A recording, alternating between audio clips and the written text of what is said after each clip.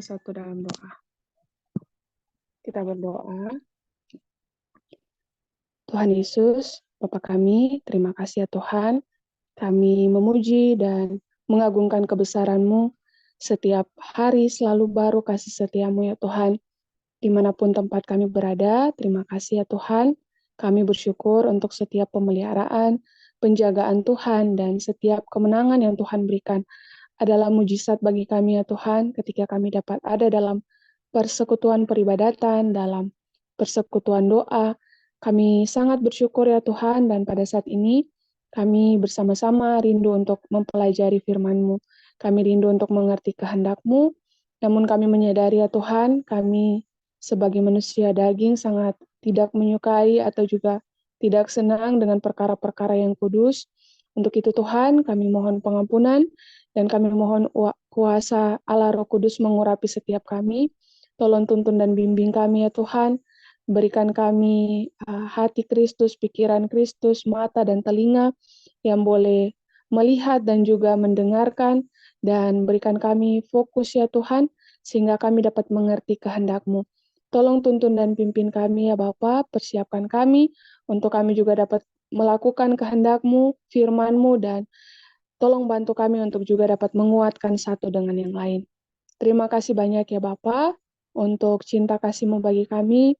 Di dalam nama Tuhan Yesus kami berdoa. Amin.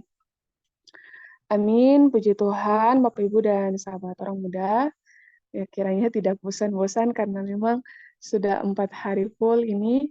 Karena hamba-hamba Tuhan memang ada dalam beberapa kegiatan dan pekerjaan sehingga memang sedang tidak kondusif. Kita tolong doakan juga karena ada dalam pelayanan-pelayanan juga yang harus dikerjakan sehingga dengan pertolongan Tuhan kita akan merenungkan firman Tuhan bersama-sama kembali di pagi ini.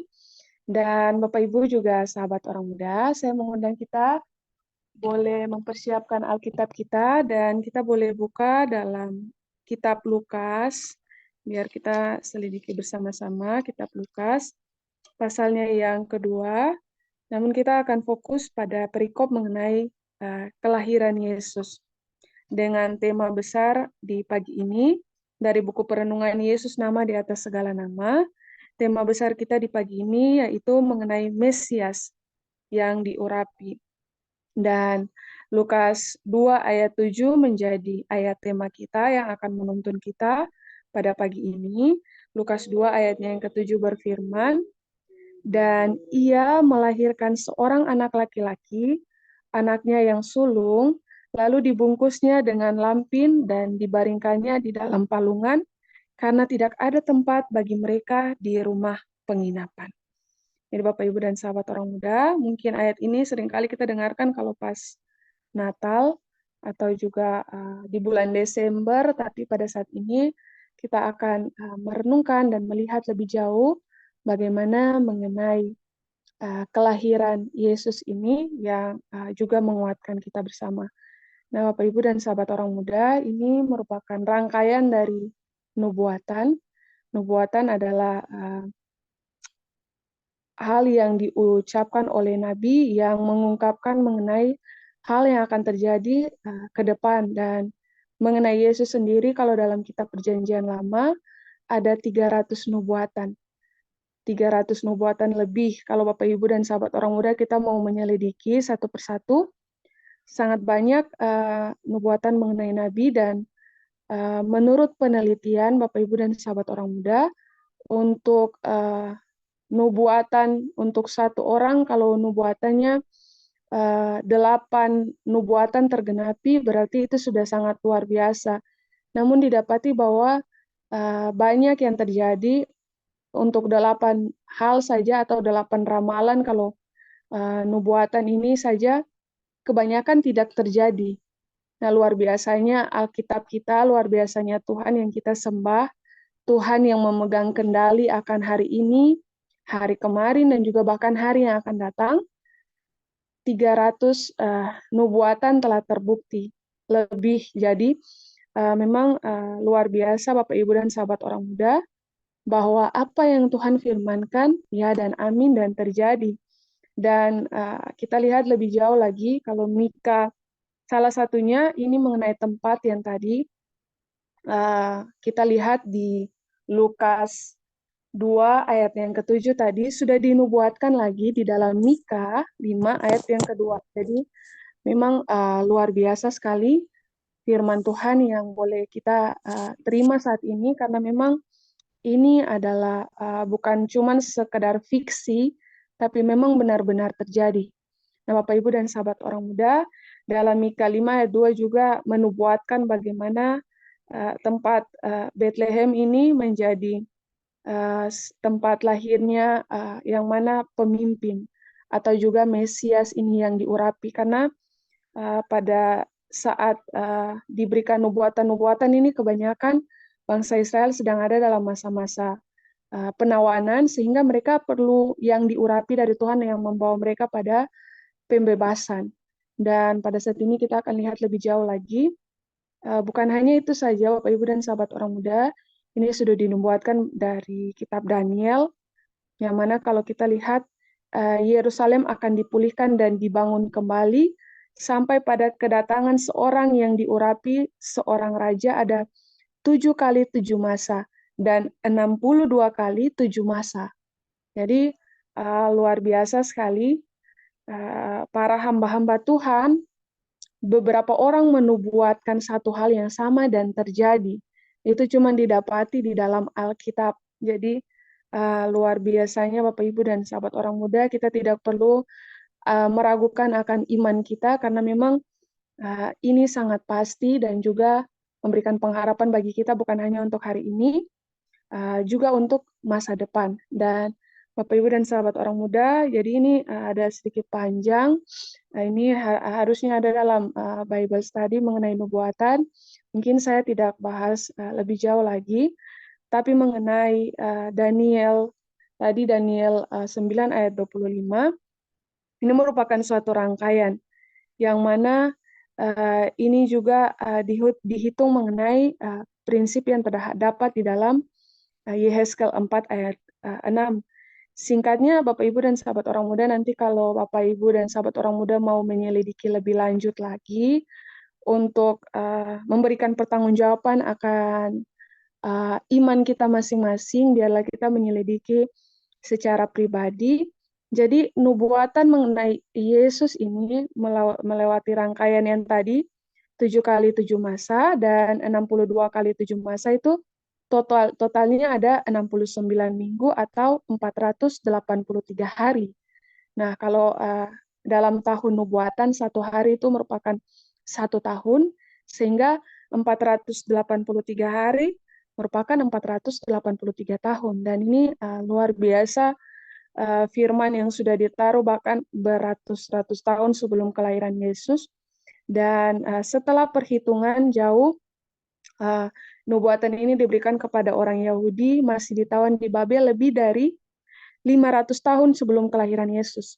Nah, luar biasa Bapak Ibu dan sahabat orang muda, 500 tahun sebelum kelahiran Yesus, 500 tahun sebelum Lukas 2 ayat yang ke-7 ini ada, sudah diramalkan, bahasa kerennya sekarang mungkin diramalkan, dan sayangnya mungkin sekarang lebih banyak ramalan oleh para ahli-ahli dukun-dukun ya, secara modern mungkin, dan lebih banyak meramalkan mengenai hal-hal buruk yang terjadi, dan memang setan ahli dalam tahu mengenai hal-hal buruk ini. Dan kalau kita lihat luar biasanya Alkitab, karena firman yang Tuhan berikan bertahun-tahun, 500 tahun Bapak Ibu dan sahabat orang muda, dan itu digenapi.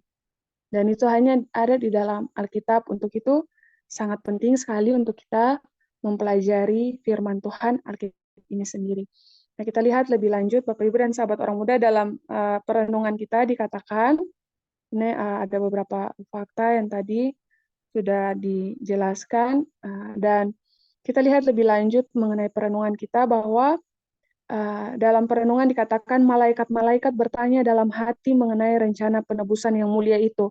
Karena memang malaikat-malaikat tidak mengerti sepenuhnya mengenai penebusan ini, penebusan akan dosa, karena mereka juga tidak mengalami dosa sehingga mereka tidak mengerti, dan mereka menanti-nantikan untuk mengetahui bagaimana umat Allah menyambut anaknya yang berpakaian jubah kemanusiaan.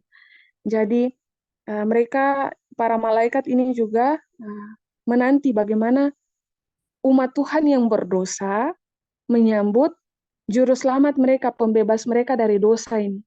Dan kita melihat bahwa malaikat-malaikat juga datang ke negeri umat pilihan itu. Bangsa-bangsa lain sedang menganut kepercayaan yang bukan dan menyembah berhala. Jadi umat Tuhan yang sudah dipersiapkan, malaikat-malaikat pun datang dan juga hadir di negeri yang tadi kita sudah lihat di Bethlehem, dan bagaimana ke negeri tempat kemuliaan Allah telah dinyatakan dan terang nubuatan telah bersinar. Malaikat-malaikat datang. Mereka datang tanpa dilihat oleh Yerusalem, oleh para penafsir Alkitab yang telah ditentukan dan para pekerja dalam rumah Allah. Kepada Imam Sakaria, sementara ia melayani di depan mezbah dekatnya, kedatangan Kristus telah diberitahukan. Jadi sebelum Tuhan datang kepada hamba-hambanya telah diberitahukan.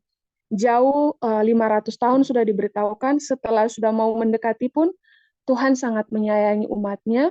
Dia juga mengingatkan lagi kepada umatnya, khususnya kepada hamba-hamba Tuhan, para imam.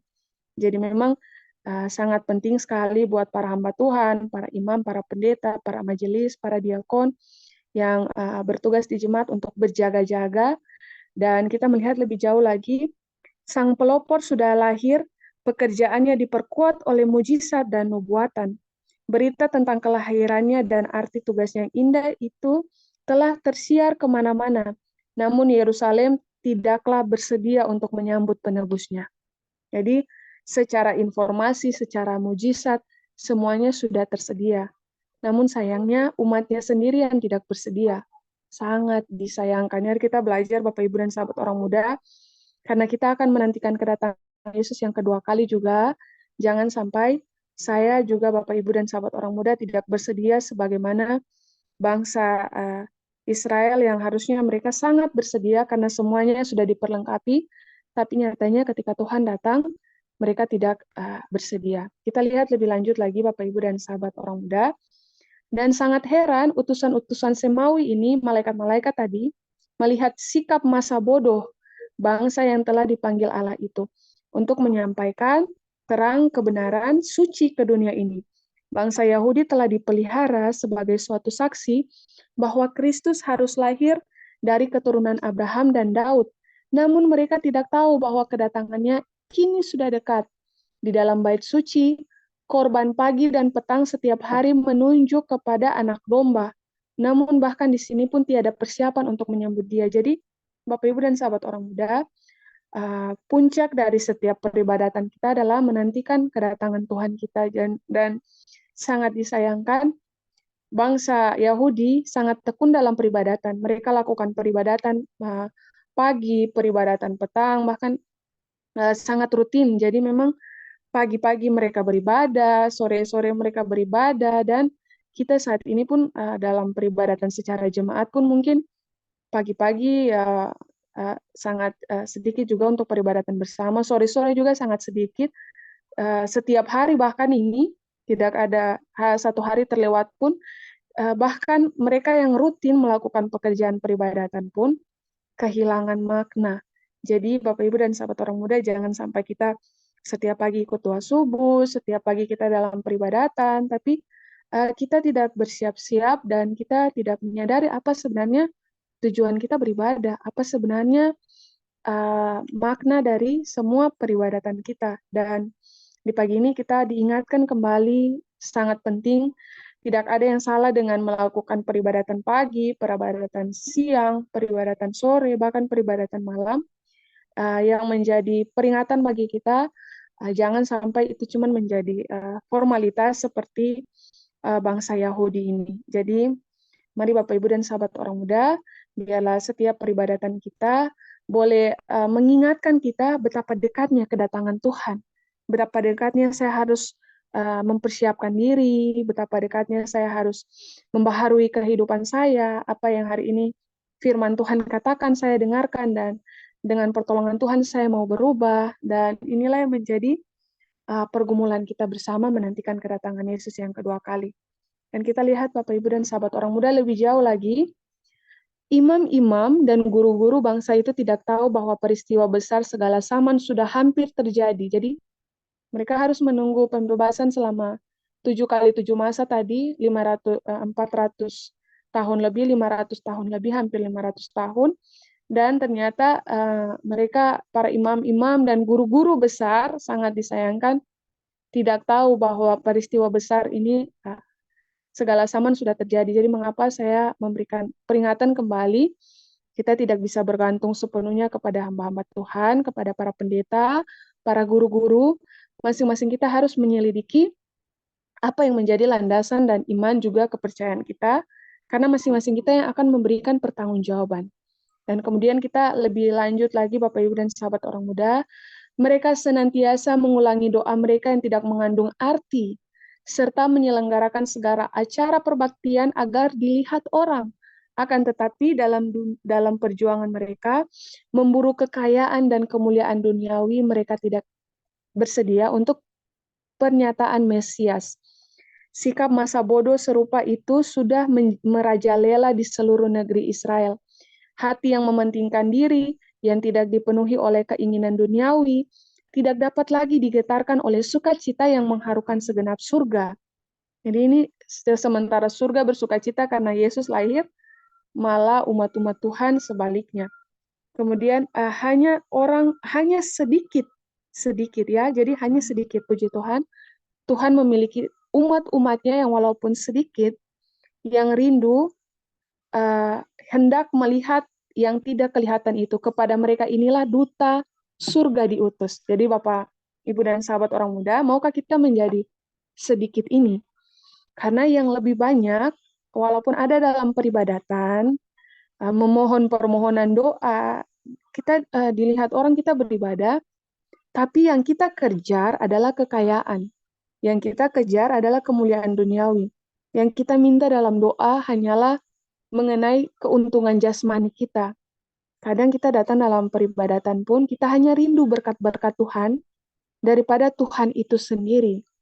Nah, inilah yang menjadi amaran, apalagi kita orang muda, para sahabat orang muda, di fase-fase masa muda, kita lebih banyak mengejar kekayaan dan juga kesuksesan. Ini tidak ada yang salah dengan kekayaan dan kesuksesan. Yang menjadi masalah fokus utama kita, yang mana di sini diingatkan kembali Bapak Ibu, bahkan juga sahabat orang muda, bahwa kita sedang dalam proses penantian kedatangan Tuhan Yesus yang kedua kali. Dari serangkaian umat Tuhan yang banyak, jadi ini belum mengatakan mengenai, ini tidak mengatakan mengenai orang-orang kafir atau bangsa lain, tapi ini umat-umat Tuhan tidak bersedia untuk menantikan kedatangan Tuhan. Bahkan para pendeta, para imam-imam dilambangkan para pendeta, para guru-guru, para pengajar-pengajar, para misionaris mungkin, para majelis, para diakonis, semuanya lebih banyak mementingkan kekayaan, kemuliaan duniawi, itulah yang mereka cari. Jadi Bapak Ibu dan sahabat orang muda, apakah yang kita cari dalam peribadatan pada saat ini? Apakah benar-benar kita rindu melihat Tuhan, rindu untuk berada di hadirat Tuhan, karena kita merindukan Tuhan itu sendiri, atau karena kita merindukan berkat-berkat Tuhan? Jadi mari Bapak Ibu dan sahabat orang muda, walaupun setiap hari mungkin kita 10 orang, 20 orang, dan beberapa orang, tapi mari kita saling menguatkan satu dengan yang lain untuk rindu menantikan kedatangan Tuhan yang kedua kali, karena untuk inilah malaikat-malaikat Tuhan diutus untuk menguatkan kita bersama yang rindu. Jadi puji Tuhan bahwa ada umat-umatnya yang sisa. Dan kita lihat Bapak Ibu dan sahabat orang muda, ini terulang lagi ya. Nah, kita lanjutkan lagi Bapak Ibu dan sahabat orang muda. Manusia tidak mengetahuinya, akan tetapi berita itu memenuhi surga dengan sukacita. Dengan perhatian yang dalam dan lebih halus, makhluk-makhluk suci dari dunia terang turun ke bumi. seluruh dunia gemerlap karena hadiratnya. Jadi Bapak, Ibu, dan sahabat orang muda, seluruh dunia gemerlap karena kehadiran Tuhan, namun umat-umat Tuhan tidak menyadari ini. Kenapa gemerlap? Bintang pun bisa menunjukkan, dan para musafir yang harusnya mereka bukan anak-anak Tuhan, mereka menyelidikinya dan mereka yang datang. 3 orang, kemudian ada beberapa gembala, dari sangat sedikit sekali Bapak, Ibu, dan sahabat orang muda, hanya dihitung dengan jari mereka yang menantikan kedatangan Tuhan yang kedua kali. Bayangkan Bapak, Ibu, dan sahabat orang muda, dari sekian banyak umat Tuhan yang menyatakan mereka anak-anak Tuhan, cuman sedikit yang menantikan kedatangan Tuhan yang kedua kali. Nah, apakah kita mau mengambil bagian di antara yang sedikit itu? Untuk itu Bapak, Ibu, dan sahabat orang muda, mari kita renungkan lebih dalam. Apakah hari ini hati saya siap menerima Yesus Sang Mesias? Jadi, kelahiran Yesus bukan hanya diingat bulan Desember, setiap Natal, tapi kelahiran Yesus perlu kita ingat setiap hari. Setiap hari kita rindu untuk dibebaskan dari dosa, pergumulan, kecanduan, anak-anak muda, pergumulan dosa yang lain, dan kita rindu akan pembebasan. Dan untuk itulah Kristus kita diutus, dan hari ini Tuhan rindu untuk setiap hari tinggal dalam hati kita. Nah, Bapak, Ibu, dan sahabat orang muda, mungkin saya mau share satu lagi yang menjadi penguatan secara pribadi. Nah, ada satu gambar. Kalau kita lihat tadi kan, Bapak, Ibu, dan sahabat orang muda, sepertinya ya gambarnya. Jadi kalau Bapak, Ibu, dan sahabat orang muda, kita lihat Lukas 2 ayat yang ke-7 di sana dinyatakan bagaimana kelahiran Yesus dibaringkan dalam palungan karena memang tidak ada rumah penginapan. Jadi Bapak, Ibu, dan sahabat orang muda, kita di pagi ini semuanya dilahirkan secara lumayan baik, sementara Yesus hadir di tempat yang memang benar-benar sangat tidak diperhitungkan dan sangat lumayan tidak layak, karena memang kalau secara bangunan penginapan harusnya, mungkin saya tunjukkan gambar yang ini. Ya, ini mungkin gambaran perumahan yang pada saat itu bangsa Israel biasanya tinggal. Ini Bapak, Ibu, dan sahabat orang muda, mungkin ini gambarnya sedikit lebih bagus karena didesain. Jadi untuk penginapan yang harusnya menginap ini di bagian atas ini, di bagian tangga, itu harusnya tempat tinggal dari orang-orang yang datang untuk mau berteduh, beristirahat di lantai atas. Dan kalau untuk tadi penampungan atau palungan itu berada di daerah bagian sebelah bawah, yang mana ini akan sejajaran dengan ini binatang-binatang. Jadi binatang-binatang peliharaan itu ditaruh di bawah, dan karena penginapan sudah penuh hingga akhirnya Yesus lahir di palungan. Jadi Bapak, Ibu, dan sahabat orang muda, kita merenungkan kembali bagaimana juru selamat yang harusnya maha agung, maha mulia, maha besar, dia lahir di tempat yang sangat sederhana, bahkan bagi kita kandang, tidak sebagai kandang yang lumayan menjijikan dalam artian karena memang ada binatang-binatang, bau-bau binatang di situ, dan setiap kita mungkin yang ada pada saat ini tidak ada yang mengalami kelahiran seperti itu. Jadi jika juru selamat dapat hadir di tempat yang dalam artian kotor seperti itu, dia juga rindu untuk hadir di dalam hati kita. Hati kita penuh dengan kejahatan, penuh dengan hal-hal jahat dan kotor, dan Tuhan juga rindu untuk hadir dan juga membersihkan segala kejahatan kita dan juga mentahirkan kita. Nah, Bapak, Ibu, dan sahabat orang muda, ini menjadi harapan bagi kita di pagi ini. Apapun kejahatan kita, apapun pergumulan kita karena perbudakan terbesar sebenarnya kita dengan dosa.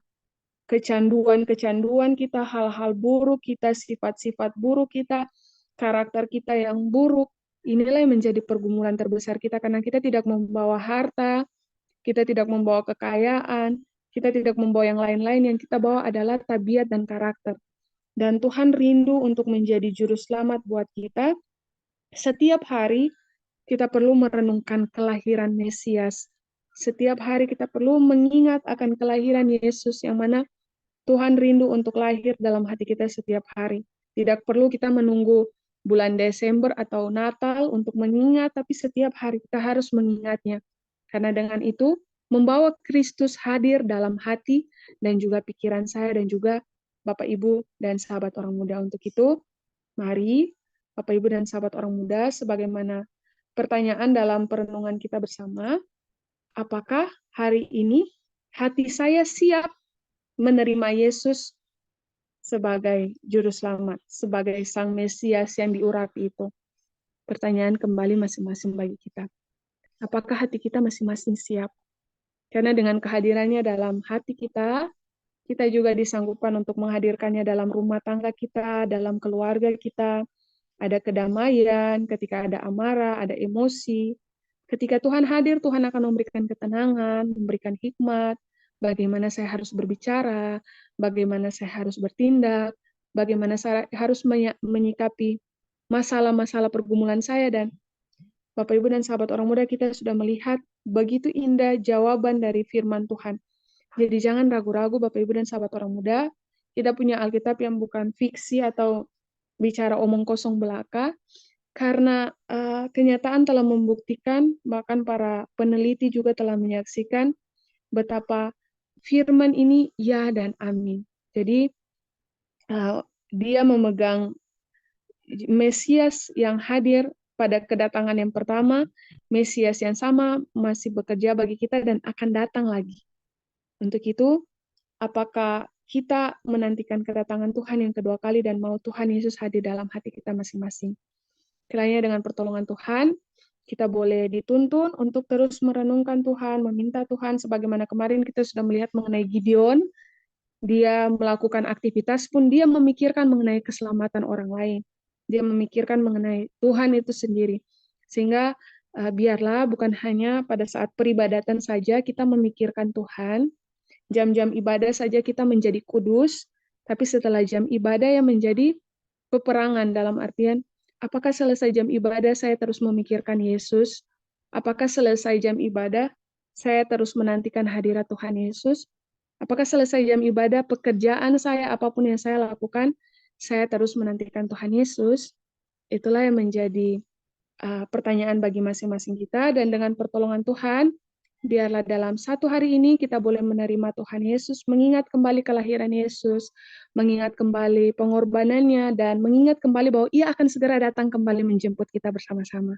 Untuk itu Bapak, Ibu, dan sahabat orang muda, mari mempersiapkan diri, dan mari bersama-sama kita berdoa, meminta pertolongan Tuhan agar iman kita boleh diperkuat, diperteguh, dan setiap hari kita boleh bertumbuh dalam kedewasaan iman untuk boleh dalam kehidupan kita lebih lagi menyaksikan Kristus. Mungkin ini menjadi perenungan kita di pagi ini. Kiranya Tuhan Yesus memberkati kita semua. Saya bawa perenungan kita di pagi ini di dalam nama Tuhan Yesus. Amin. Amin. Puji Tuhan, Bapak, Ibu, dan sahabat orang muda. Pada saat ini kita akan ada dalam persekutuan doa bersama. Sekali lagi, mari kita mempersiapkan diri. Jika ada usulan doa, Bapak, Ibu, dan sahabat orang muda, boleh diberikan via chat.